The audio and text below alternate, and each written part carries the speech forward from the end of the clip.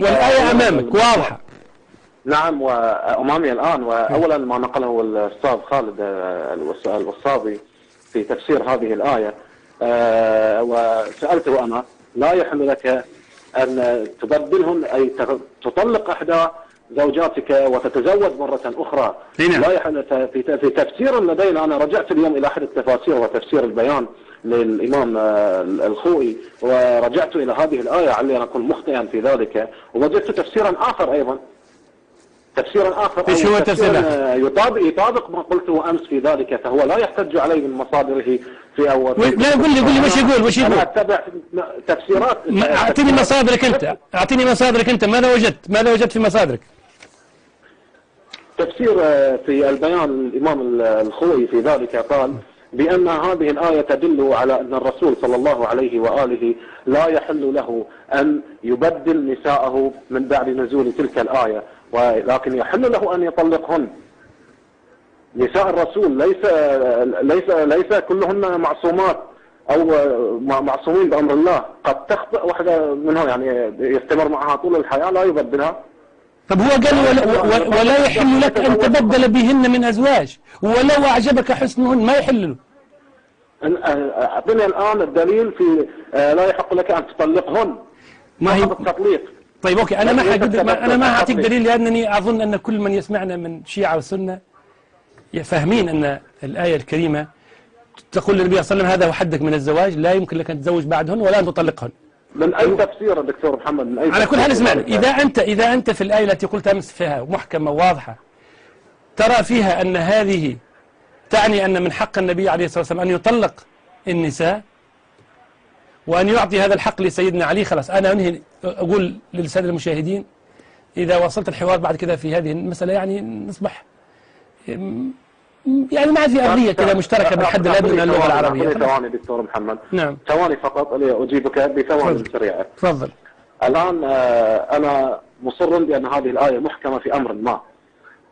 الآن توفي الرسول صلى الله عليه وآله وبقت في ذمته بعض من أزواجه. أزواجه ليس لديهم عصمة أو لم يرد لدينا بأن أزواج الرسول معصومة. فخرجت واحدة، ونتوقع لدي قول من أحد تفاسير السنة بأحد زوجات الرسول بأنها ارتدت بعد وفاة الرسول وصدقت مسيلمة الكذاب وآمنت بنبوءته. أعوذ بالله. مين؟ أعوذ بالله. ليه كده تروج؟ لماذا تستغل الفرصة اللي تروج على الناس؟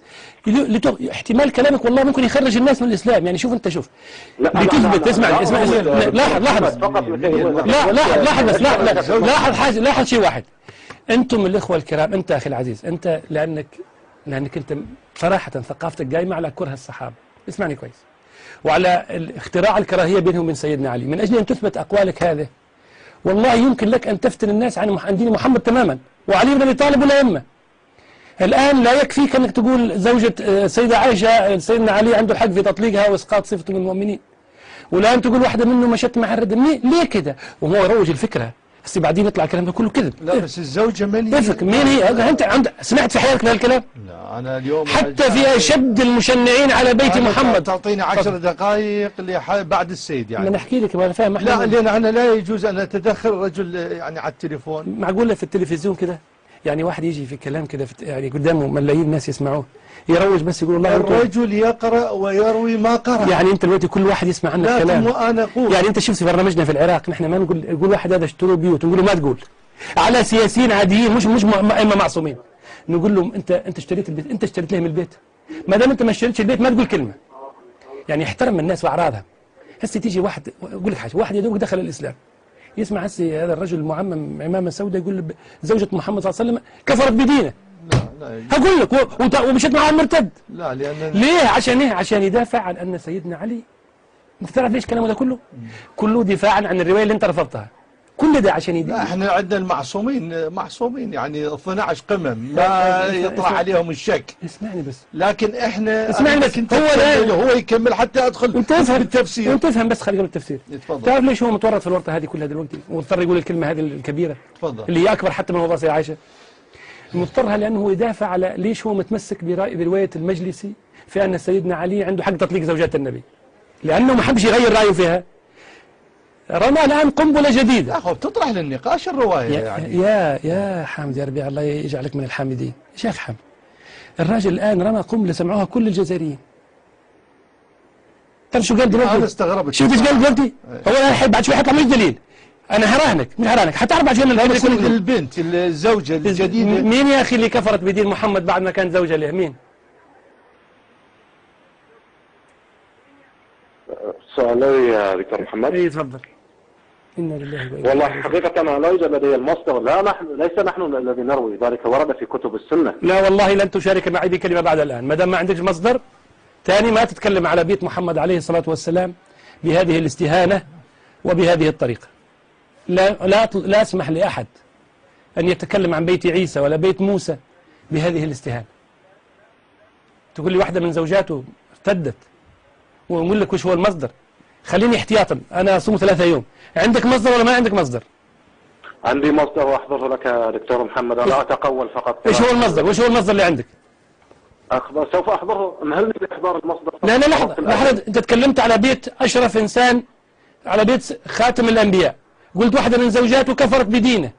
ما هو مصدرك؟ ذلك من عندي. لا لم أتي بذلك من عندي. تلك ليست رواية واردة عندي ولا في مذهبي. في مذهب أخرى، في كتب أخرى. أخي العزيز ما هو المرجع اللي ذكرت لي هذا الكلام؟ ما هو؟ أنت قلت كلمة كبيرة، قلت أن واحدة من نساء محمد كفرت بدينه. ما هو دليلك؟ نعم لم أتي أنا بذلك المصدر، فأنا أعتذر عن ذلك إذا لم أتي. وأنت تعتذر بعد إيه؟ لكن تعتذر بعد إيه؟ طيب ما لا ارسل لي المصدر على الإيميل وحتى نشوف الحكاية دي. سبق لسان يعني مشاهدي الأعزاء أنا الآن يعني احمله على الصحة. سبق لسان الرجال اعتذر وخلاص. دقيقة لا اعتذر خلاص الرجل. دقيقة احمله على الصحة. دقيقة يا أخي دقيقة. يعني سبق دقيقة يا أخي. أنت واحد تكلم على زرارة قربت تنهي البرنامج عشان أنا واحد لعنه الإمام جعفر صادق قربت ثورة ثورة ما تتخيل. ودي على بيت على محمد عليه الصلاة والسلام النسوان، واحدة من النساء كفرت به ولا يهتز لك شعر بالمال ولا تحس بالقلق انك تكون في برنامج يقال فيها الكلام. لا حول ولا قوة الا بالله العلي العظيم. حول ولا قوة الا بالله العلي العظيم. حول ولا قوة. شوف تكلفة إمامة سيدنا علي كم مرعبة. شوف عشان تثبتوا انه إمام يعني لازم تطلع الأمة دي كلها شريرة ملعونة. ليه كده؟ والله لو قال لي واحد صديقي لو كان حي والله ما رضى. كان قال لكم حلوا عني، مش عاوز تشيعكم ليه، هذا مش عاوزه. ما دام شنعتوا به على زوجات محمد صلى الله عليه وسلم وعلى اصحاب محمد عليه الصلاه والسلام وعلى امه محمد عليه الصلاه والسلام وطلعتهم كلهم في جهنم خالدين. يا اخي كان حيقول لكم مش عاوز انا هذا التشيع، سيبوني في حالي. اولاده كانوا مع الامه، الائمه كانوا مع الامه. عند الوقت اللي احنا نسمع في هذا البرنامج كنا نتكلم عن لا إله إلا الله. أنا ليه مش قادر أحسك، مش قادر أكمل البرنامج. شوف لي بقى قصيدة من قصائد عباس ولا المراد ولا حاجة حتى نشوف أقدر أتمالك نفسي شوي. ويوسف موجود؟ صلى الله على محمد. صلى الله على محمد. يوسف موجود ولا؟ شوف حاجة يا يوسف. شوف قصيدة السيدة عائشة امبارح كان عندك، إذا عملت لها إنه أوت وإذا ما عملت لهاش أعمل لرسول الهدى لحد ما نحاول نشوف كيف.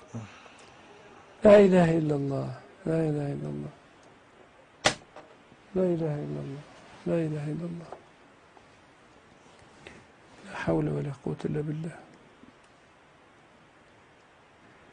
لا حول ولا قوة إلا بالله. ولا اسمع يا صلاح، اديني خلينا نغير الكلام مع أحد من الأخوة الزيدية. اديني الشريف حسين يلا الله كريم هو على الخط. أنا بنتصل بيك هسه، بنتصل بيك دلوقتي. أنا اتصل بيك دلوقتي. اتصل بواحد تاني من بني هاشم من الزيود. قبل الوصابي لحظة، خلي الأخ الوصابي يستنى شوي لحظة. اتصل بالشريف حسين ما مشي. إنا لله وإنا إليه راجعون. لا حول ولا قوة إلا بالله.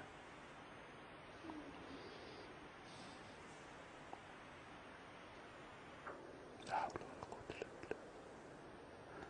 لا حول ولا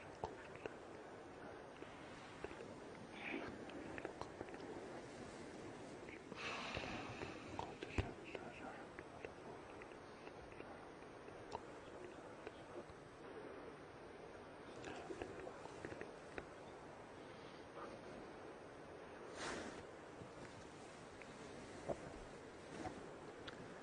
صلاح ممكن لو تكرمت مش تعمل جينيريك تاني على الهواء كده، شيل التايتل واعمل جينيريك. شيل التايتل اولا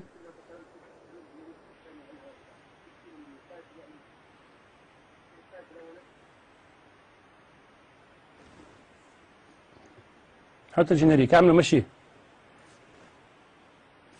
بلاي الجينيريك كله حبة من جديد.